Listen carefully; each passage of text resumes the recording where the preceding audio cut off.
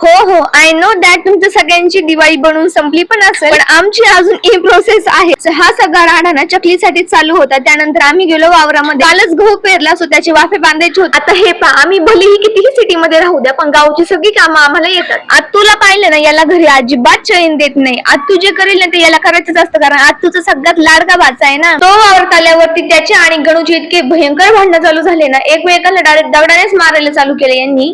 वावरातली सगळी कामं उरकल्यावरती घरी आलो, छानपैकी रेडी वगैरे झालो. आईने पण आज खूप सुंदर साडी घातली होती, कारण की तिला जायचं होतं मामाच्या इकडं, कारण की तिला आज मामाला चांगल्या प्रकारे कंगाल करून यायचं होतं. आज होती भाऊबीज, करगुटे घेतले, एक आईस्क्रीम खाल्ली, त्या दोघांना टाटा बाय बाय केलं. ते दोघं गेले मामाच्या इकडं आणि मी निघाले नगरला जायला, कारण लास्ट व्हिडिओ मध्ये तुम्ही पाहिलं असेल की माझा माईक तुटला होता, सो मला तोच घ्यायला नगरला जायचं होतं. पण घाई गडबडीमध्ये कॅश आणायचं विसरले. आधी एटीएम मधून पैसे काढले. ट्रॅफिक एवढं भयंकर होतं ना की नगरमध्ये पोहोचायलाच मला संध्याकाळ झाली. मित्राला कॉल केला, मग त्याने ब्लिंकिट वरतून ती ऑर्डर मागून ठेवली, त्याच्याकडून ऑर्डर घेतली आणि घरी यायला निघाले. ज्या रस्त्यावर कधीच ट्रॅफिक नसतं ना, त्या रस्त्यावर पण आज भयंकर ट्रॅफिक होतं. आणि इथे आई साहेब पण त्यांच्या भावाला लुटून येऊन स्टँड वरती माझी वाट पाहत थांबल्या होत्या. सो आजचा समाचार संपला. Tata bye bye.